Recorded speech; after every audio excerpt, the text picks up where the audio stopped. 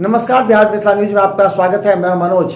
देखिए, प्रधानमंत्री नरेंद्र मोदी के मधुबनी संभावित दौरे को लेकर के बिहार के उप मुख्यमंत्री सम्राट चौधरी के साथ अन्य विधायक और मंत्री ने समीक्षा बैठक मधुबनी समाहरणालय में की। सभी वरीय अधिकारियों के साथ सम्राट चौधरी ने बैठक करते हुए प्रधानमंत्री नरेंद्र मोदी के संभावित दौरे पर चर्चा की। जगह का चयन किस क्षेत्र में होगा, किस तरह कार्यक्रम की तैयारी की जाएगी, इस बात की सूचना गृह मंत्रालय को सौंपना है। इससे पहले सम्राट चौधरी ने तमाम अधिकारियों और वहां के नेताओं के साथ गंभीर विचार विमर्श किया।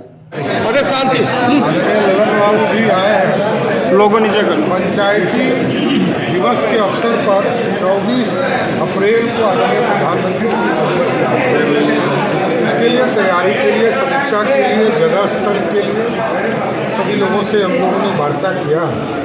आगे किस तरह कार्यक्रम को और ताकत देना है, जिला प्रशासन से बात किया गया, सभी प्रतिनिधियों से बात किया गया। और उस दिन पंचायती राज दिवस है, पूरे देश में मनाने का काम किया जाए। और आदरणीय ललन बाबू यहाँ पर है जो इस पूरे कार्यक्रम को देख रहे हैं कि विभाग के द्वारा आदरणीय प्रधानमंत्री जी आएंगे, ग्रामीण विकास से जुड़े हुए कार्यक्रम को भी उसमें जोड़ा जाएगा।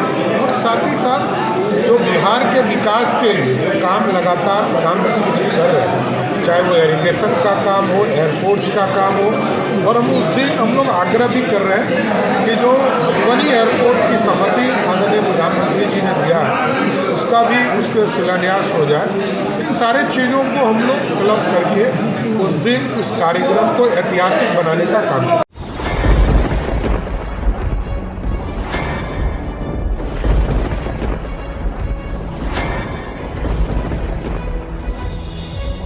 हम जीविका के सीआरपी छी 10 साल 12 साल से एको गो पाई न हमरा के दरमाहा घरे घरे संदेश देता है कि या प्रशासनिक अधिकारी सही तरह से एक्टिव नहीं है या फिर नीतीश सरकार कंट्रोल नहीं कर पा रही है। नहीं, सरकार में कमी है जो सर, सरकार जो कंट्रोल नहीं कर पाती है सर। बाकी जो भी है सब एक ही तरह। मनोज बाबू, आप फटे दूध से छाली निकालने वाले लोग हैं, ब्रेकिंग न्यूज के मास्टर हैं।